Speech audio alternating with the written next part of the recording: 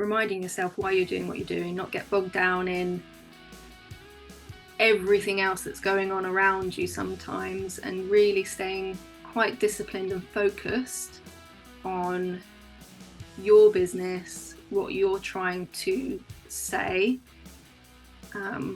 maybe what difference you're trying to make out there, and kind of staying, I guess, in your lane a little bit, but knowing why you're doing what you're doing.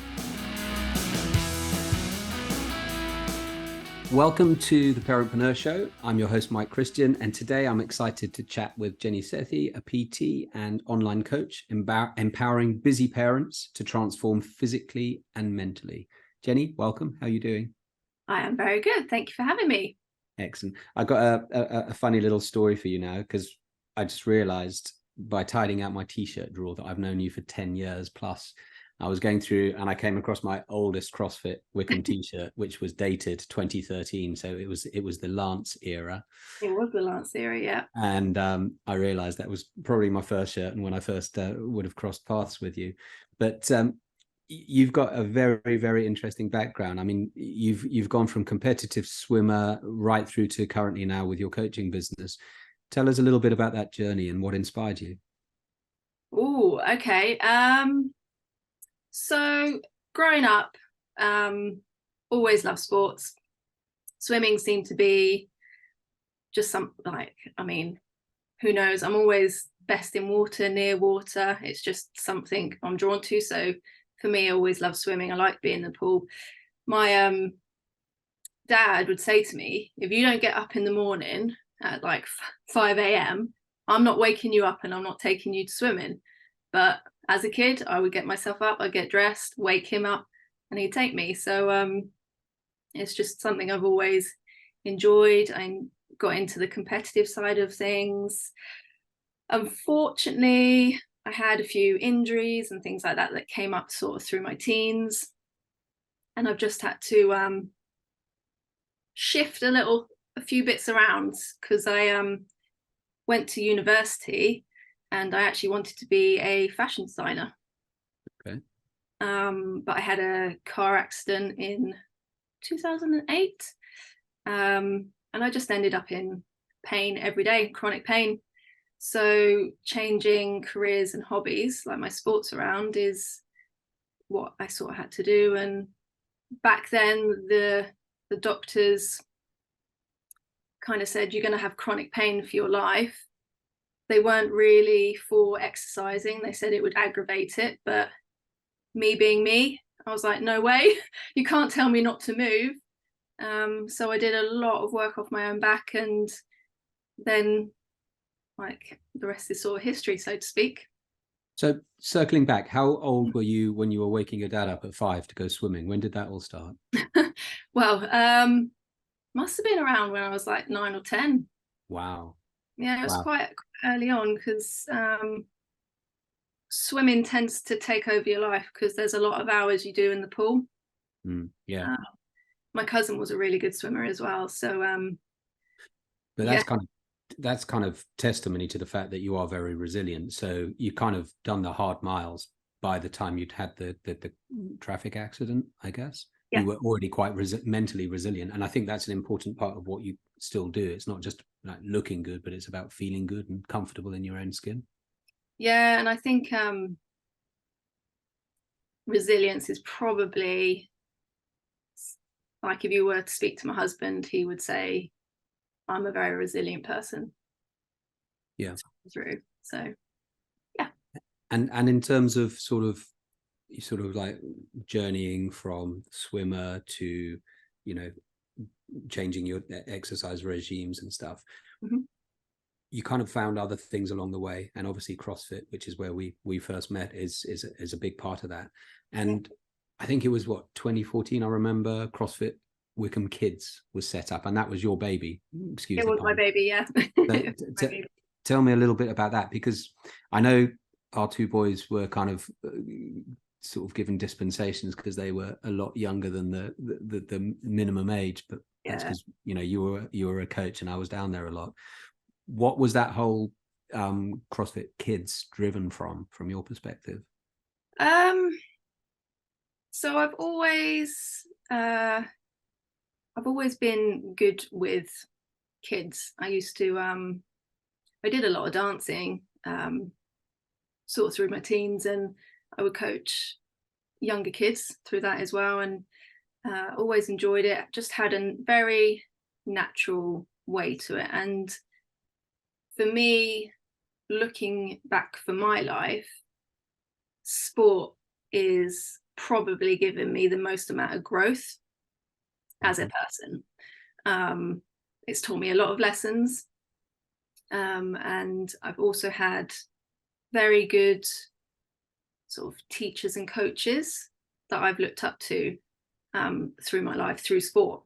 So I've got very fond memories.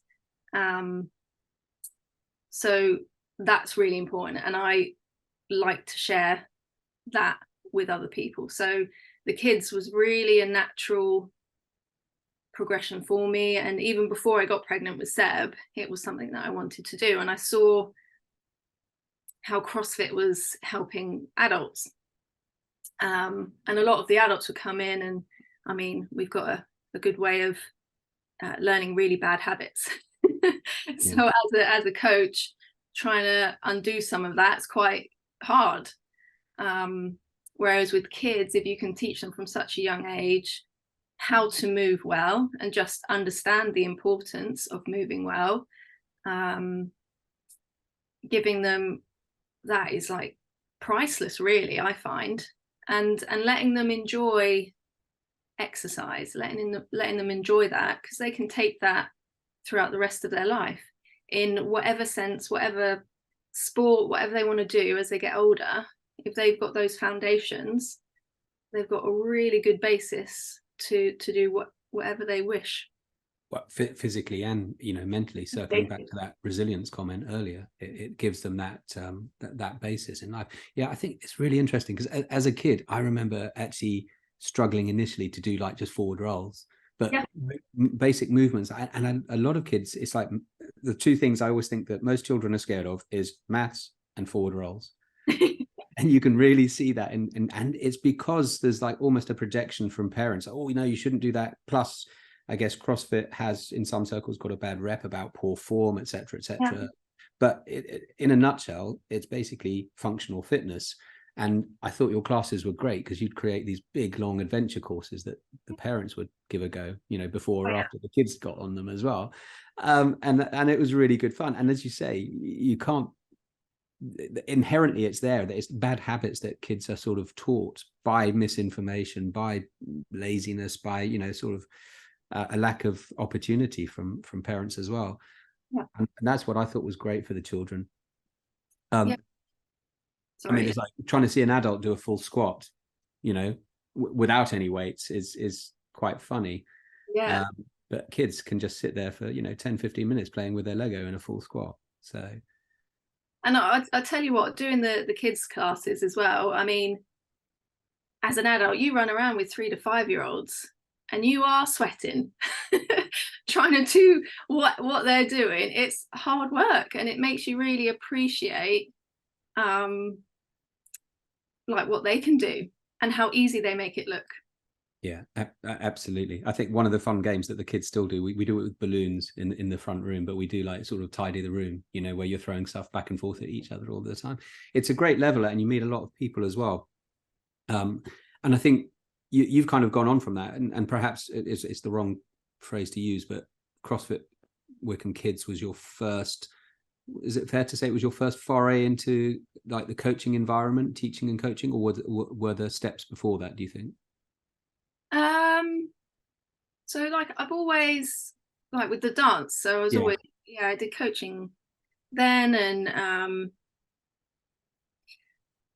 I think it's just me as a person. I like to, if I know how to do something, if I've sort of taught myself to do something, I like to be able to teach someone else to do it as well. I'll be the person that tries to help out someone else, and that's just who I am. So and I think after the car accident and feeling like I didn't have the help and support that I needed at that time. Kind of lit a bit of a fire at my butt.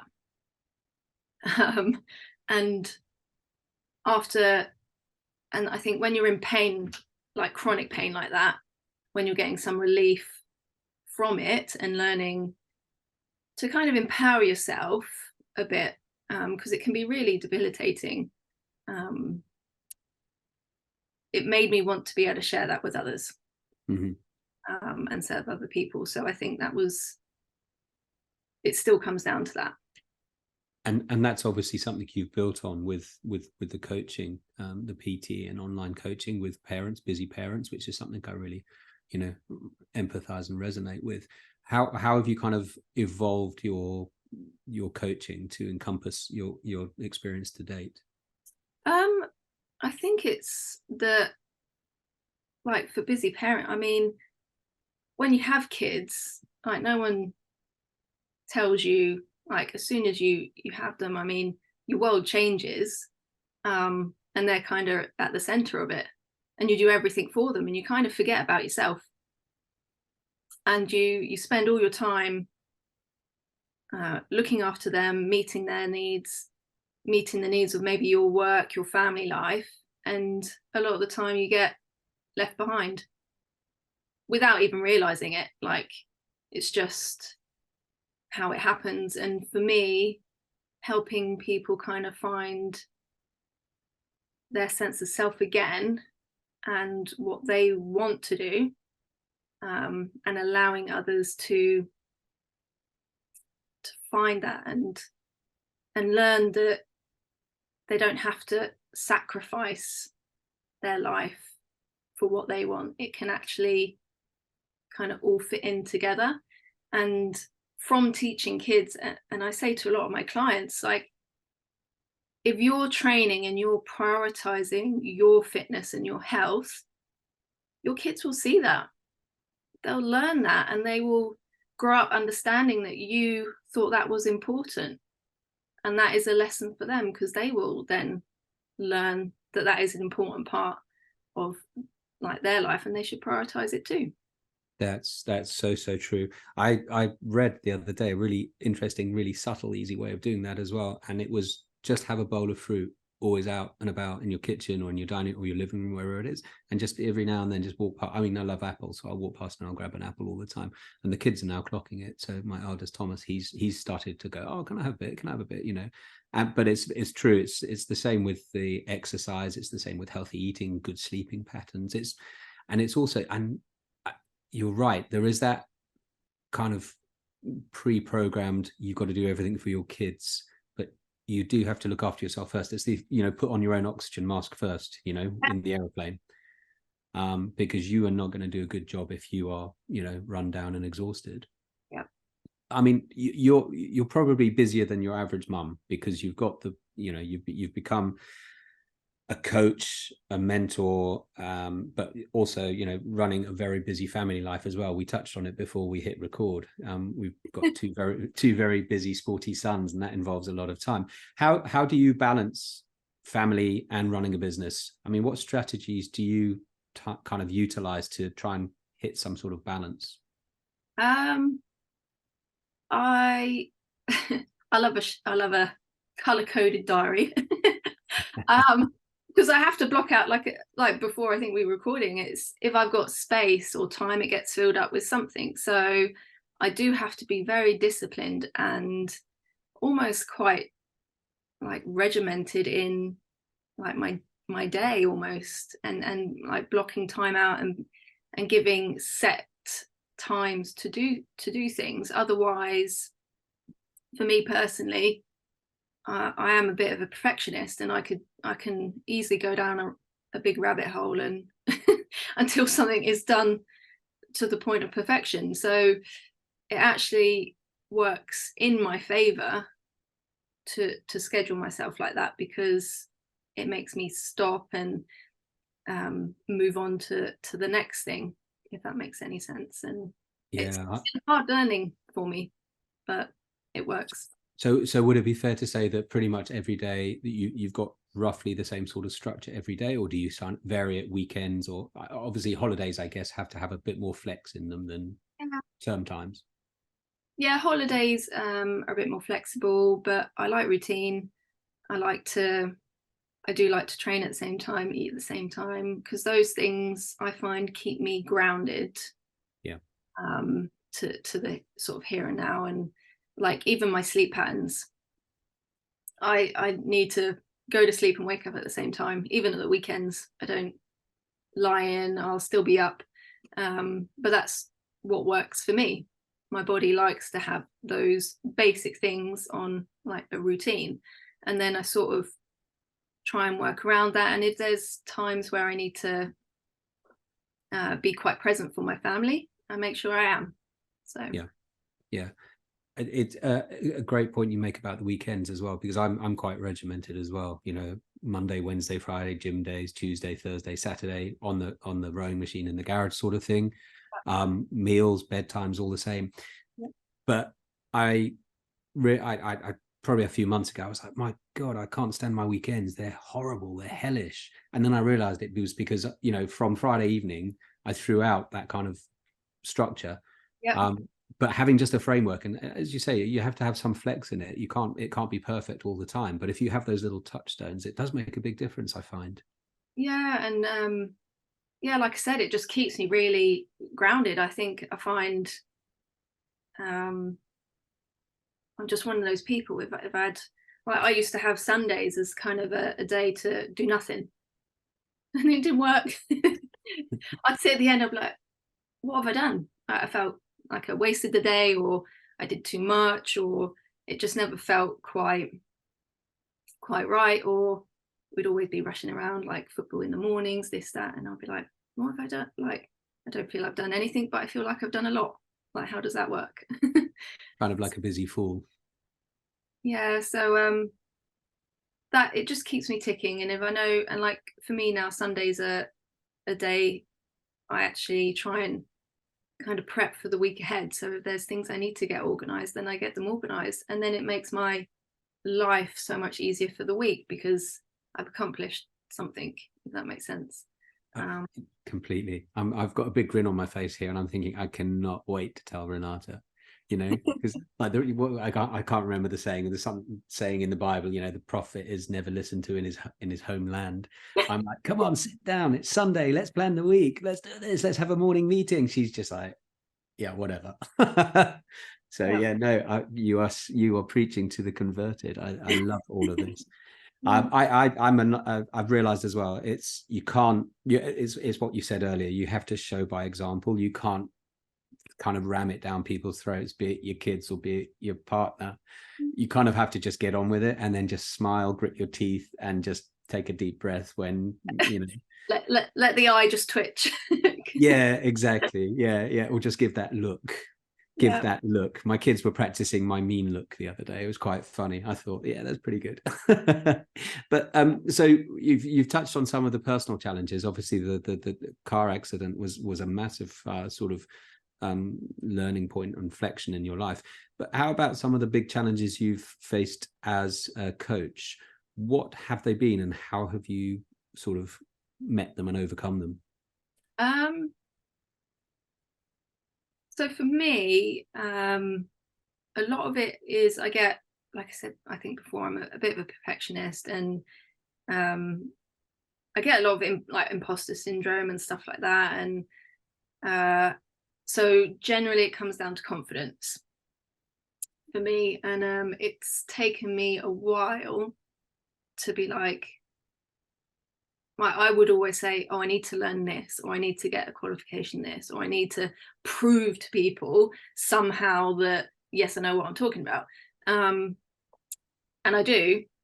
And I smile because even though I'm saying that, there's still part of me that's like, well, do you actually? And I'm like, yes, I do. I do. And I can, like, with all the clients that I've worked out, with everyone that I've coached, from kids to adults, like they'll all sing my praises and recommend me. And I've had a lot of that. It's just I've had to learn to really listen to those things and kind of inwardly like believe them, like fully believe in a lot of that.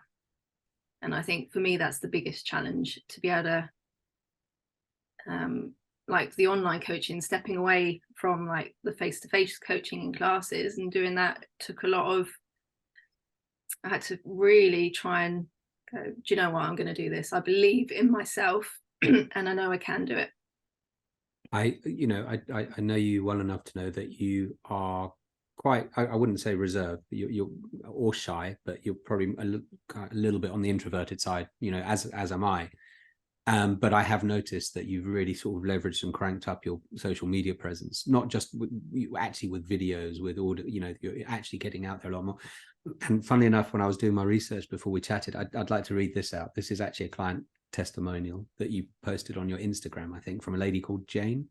Yeah. And I think this summarizes that mountain of wealth that you're sitting on. So as far as imposter syndrome is concerned, don't worry.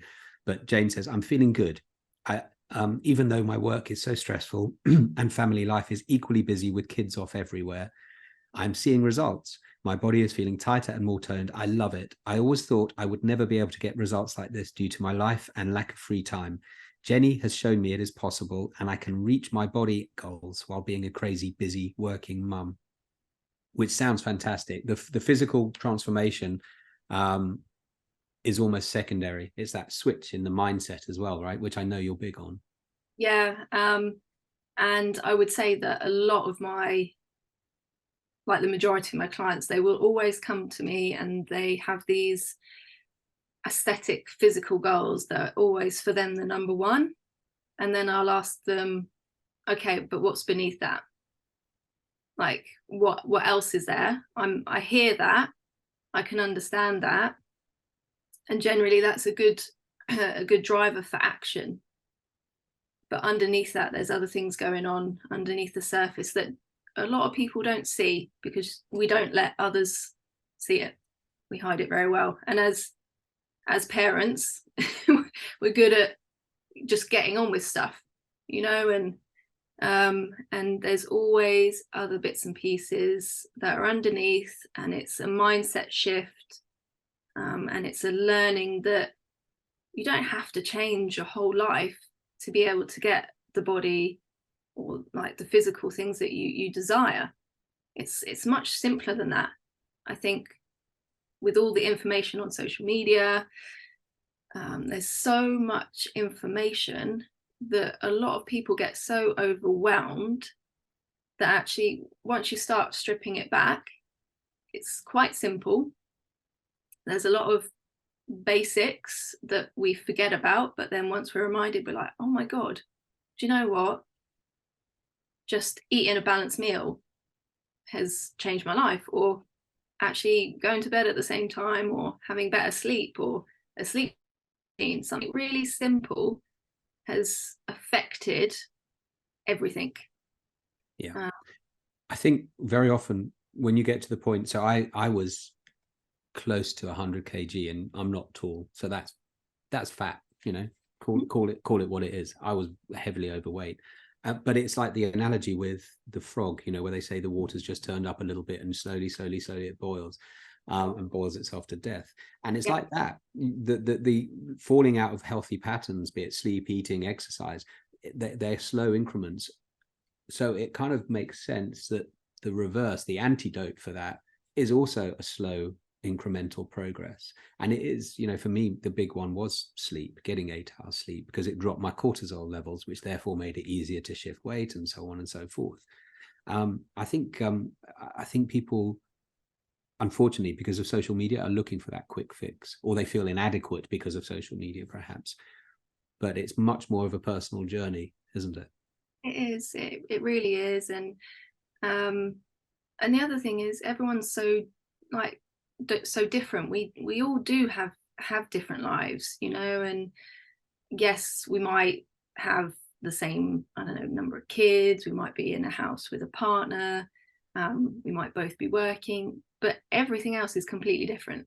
Like, you don't know what relationships you like, you don't know like how your kids are, age gaps, if there's age gaps, if you've got 1, 2, 3, 4, it's all it's all really different. So how you approach things from one person to the next is very different, which is why when it comes to coaching and making things a bit more like bespoke and individualized, I'm able to go, well, for you, this is where I would start.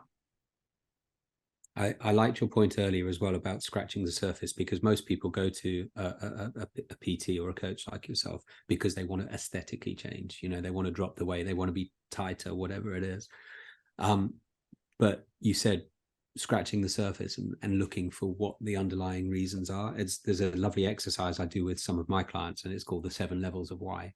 Yeah. And you keep saying why. It's like, so yeah, okay, Jeni, I'd like to lose weight. Why?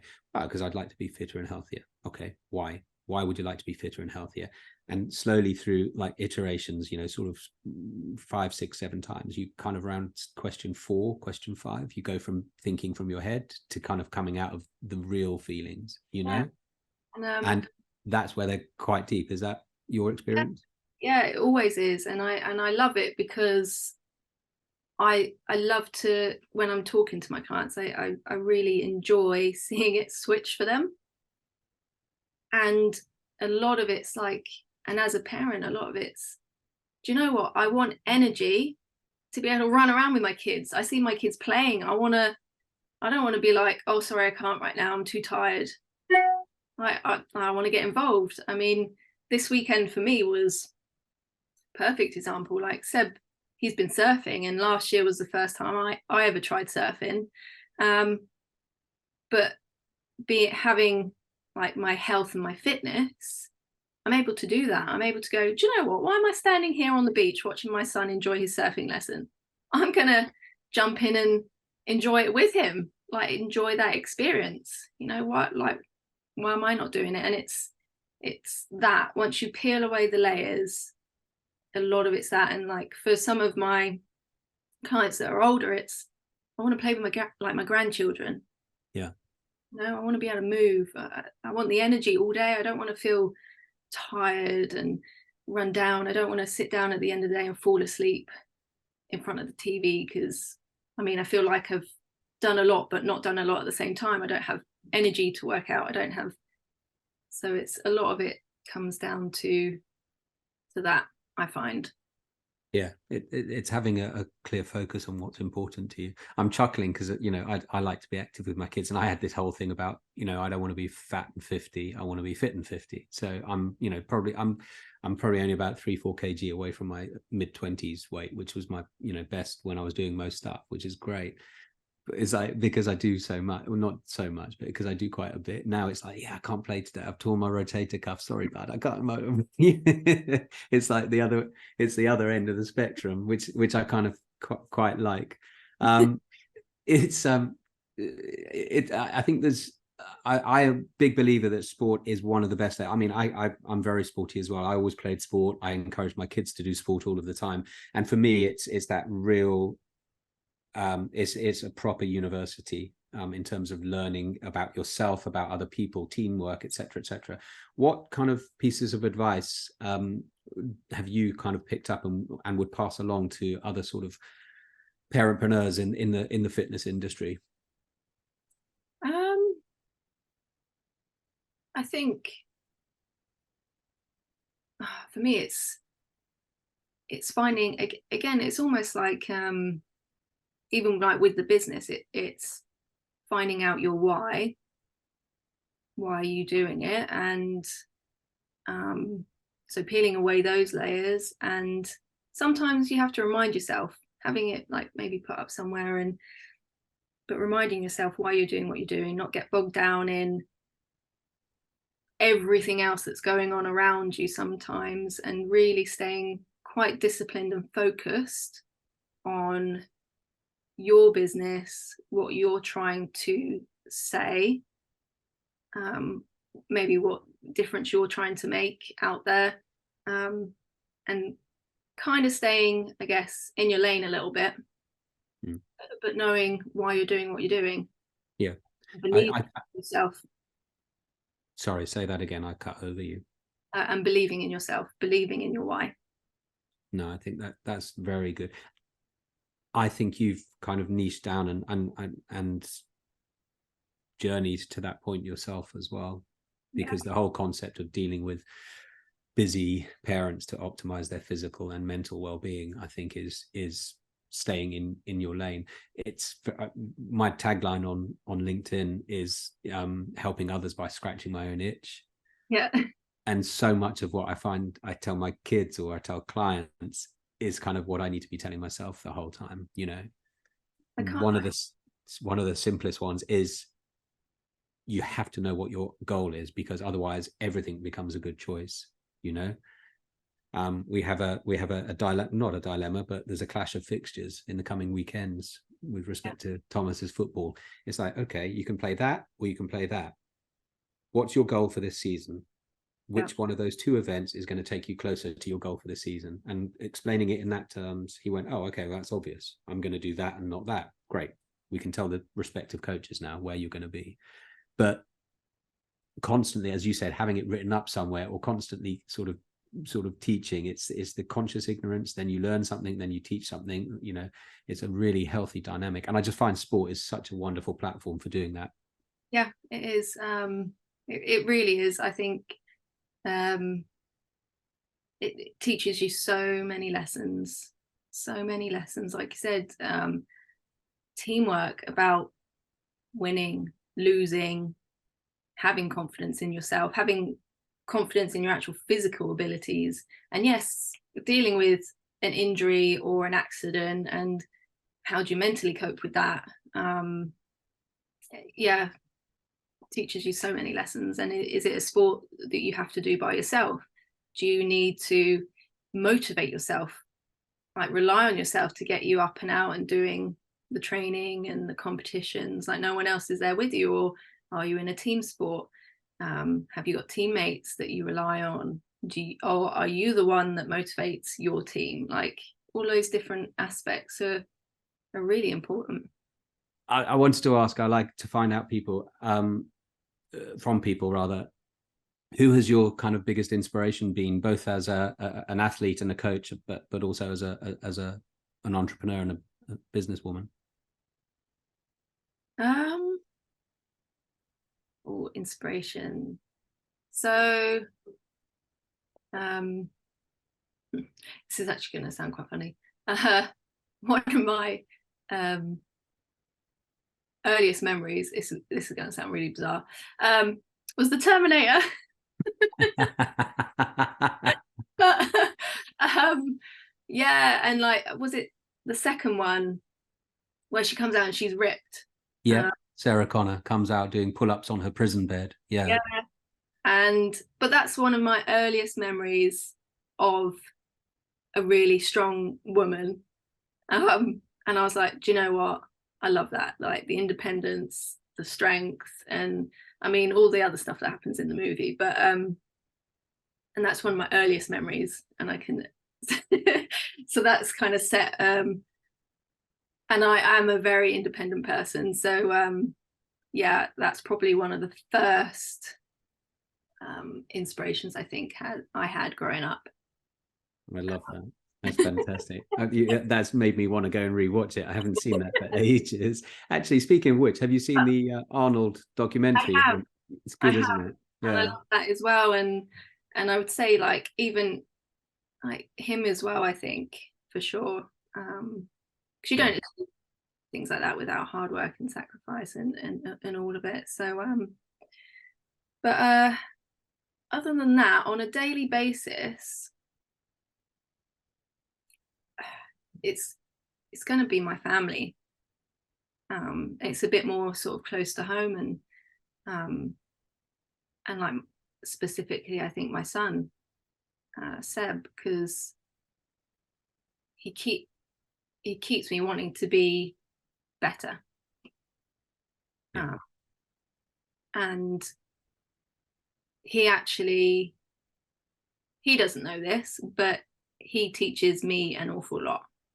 I learn an awful lot off of him, as well as obviously I teach him things, but there's definitely, it's not a one-way street. It's very back and forth between us both. And I will say it to him. I'm like, well, do you know what, I didn't think about it like that, or okay, I see your point, I'm going to try it a different way. Or and just his approach to life. He was when we I always joke and say that when we made him, I don't think we made him with any fear. And I know you saw him as a little kid as well. Yeah, he has no fear, and he just goes all guns blazing. And I think for me personally, as someone who thinks in their head too much, he inspires me to be more fearless. Yeah, I can vouch for that. He's very much ready, fire, aim, which is like Yeah, which is fantastic. I love Yeah, that. no, I love that. Now, can you? I mean, if you can you summarize being a mum, a fitness PT and online coach, and sort of an entrepreneur? Can you summarize that in one word, one sentence? Is the one sort of thing that encompasses it for you? I think one word.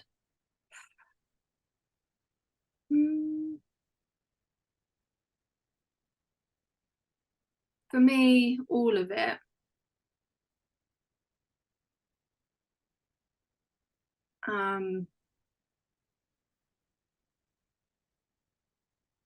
I think I like to, and I've said it to a few of my clients in the past, is that I try to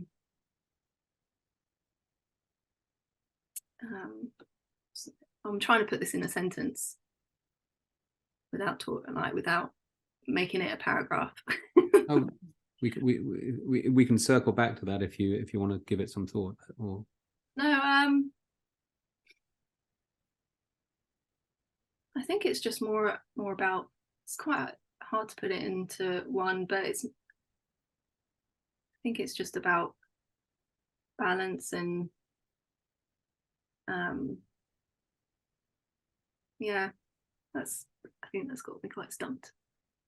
that's fine. But balance is kind of quite appropriate, because that segues really neatly onto the next question. I was going to say, how do you kind of manage parenting duties when they kind of inevitably conflict with, you know, your business demands? How do you prioritize? How do you make trade-offs? Are you know, the boys, let's call them, are they quite understanding and flexible?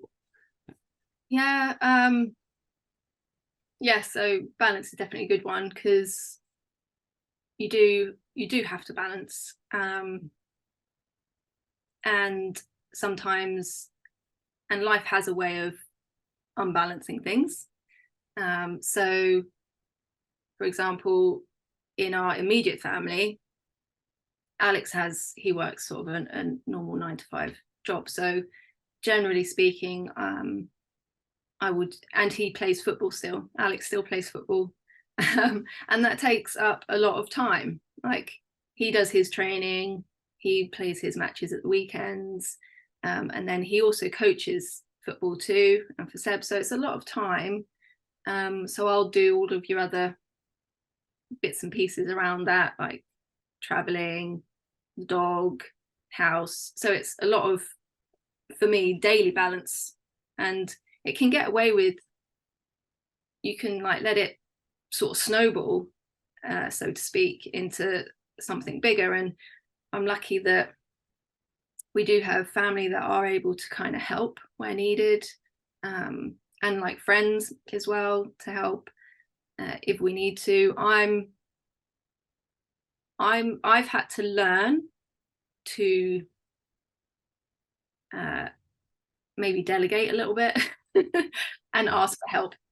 I would, for me personally, I am in the habit of doing too much and thinking I have to do it all. Yeah, it's my job. So I've had to learn to be okay with asking for help, whether that's picking up Seb from school or taking him somewhere if I can't. Doing my online work has allowed me to have more freedom to manage my schedule, and if I need to move things around, or if I find that I need to sit in the car and do some work because I've had to travel or do something, I can. So that's helped. But yeah, I've had to definitely learn that it's okay to ask for people to kind of come and help. 100%. And I have to say, I really admire, and I'm not saying this because we're chatting now, but I really admire you and other people who have realized that they can help so many more people by scaling up and being online. Yeah. I think it was Lewis Howes where I first heard this saying, but he said, the more people you help, the more success you'll have. And Yeah. to do something which is quite intimate, discussing someone's health, mental health, physical health, but to be able to find a platform and a medium to do that, digitally, I think is phenomenal. And you're right as well with respect to learning to ask for help and do stuff. I'm a sucker for a list. Like we discussed planning the week ahead on a Sunday. I color code things as well. I'm not at my desk, otherwise I'd show you my color coding on a Sunday, which is great. But the other thing I've learned and I've really put to good use this year, is instead of doing to-do lists, I've started to write down to delegate lists. So I'll write down all, my 6 things I need to do. And then I'll go, right, it's like, for example, I don't need to do that. Yeah. We can get Sainsbury's or whomever to deliver the food. I don't need to go shopping. So there we go. That's delegated. And people need to look at this as in a more creative way, I think, because there are the tools and the platforms and the opportunities out there to delegate, not just, picking up, kids from school, but cleaning, shopping. There's all these things that do. For example, like recently, I've used for dinners HelloFresh. Like, yes, I can organize my dinners, but for me, I still have to do the work and plan it and buy the food and da da da. But doing that has enabled, it's a job that I now don't have to think about because I know the food's pretty balanced. If I feel like I want to manipulate it in any way for my personal macros and things like that, I can. But for Seb and Alex, they're really good meals, and Seb, he will eat like the same as me and Alex, if not more sometimes. Like, I literally don't know where he puts it. But that's one thing that I've delegated out. So I can plan your lunches and breakfasts and everything else, but I don't, for 5 days of the week, I don't have to worry about meals. And if I'm rushing around, I'll be like to Alex, like, you need to cook that. This is what I'm having for dinner. It's all there, all sorted. Just follow the instructions, and it's easy. I think that's a really great example. I've got a question here, and it's personal interest, 100% personal interest, because I have Thomas, my son, has his little sister. She's 18 months younger, Savannah. You've met her, and she's a fierce little character. She's very good. She's very sporty as well, as sporty as her brother. But you can see she sometimes feels she's in the shadow of her big brother. How, as a female, do you kind of empower yourself to, you spoke about it earlier, in having a bit of imposter syndrome, but how do you motivate yourself out of a shadow that you might have created for yourself? I have learned that whatever I feel, if something scares me, I need to go and do it. And I recently watched with Seb Elementals, the new film, and there is a bit in there that talks about fear. It's really, really good. Like, they've always got these underlying messages, but for me, I have learned that if I fear something, I need to go and do it. So whenever I get that feeling, like, for example, doing the social media, I felt really vulnerable, I felt really scared, but I was like, at the end of the day, if I go and do that and I push myself out of my comfort zone, and yes, sometimes I really have to use my stubborn, forceful self to go and do it, and maybe go, don't think about it, just do it. Like, go jump, go and do it, and I feel better afterwards. I have to, but it's understanding that if something comes up for me that I feel slightly scared of or fearful of, that is something that I need to go and face. Fantastic answer. I completely agree with you. I think it was Joseph Campbell who said, the cave that you're scared to go into is where your treasure lies, you know? And that's exactly it. Yeah, the kids went to see that film last week, actually. So yeah, they came back quite full of it. Yeah, I'll have to try and find out the specific quote in it from the fire, the girl in the film, but it's the same. Because she gets angry as well, I think, in it. So I'll have to find out what the specific. We'll try and dig that out and get it into the show notes. There we go. Quotes. But the other thing that comes up for me a lot is, I mean, so I think I posted this actually on one of my stories. So I've gone climbing with Seb and like bouldering and stuff like that. And there's there's a video, and he's taken a video of me climbing. He's like, "Mum's not going to do it. Mum's not going to do it." And then I get to the top, and he's like, "Oh, okay, she did it." And it kills me because I'm like, that's why I do it, because I am teaching you, my son, that girls are strong. Don't ever underestimate girls or underestimate your mother, because we are strong and you need to appreciate that. And that's another reason why a lot of the time I do what I do, because I want to show him this as well. I love that. He's a braver boy than I am to try and cross you and tell you that for free. So, yes, he is. So tell me about some of your big dreams or goals for the future of the coaching business. And so I want to continue building. I'd like to sort of build my client base and sort of build up over the next year or so. I quite like, I'm one of these people that I like steady increase. I'm quite patient. I don't need everything now. So I want to, and it enables me to adjust and learn kind of accordingly as well. Because I could if any issues or things come up, I can address them and learn from them, if that makes sense. And for me, a lot of the time it's in like the business side of things.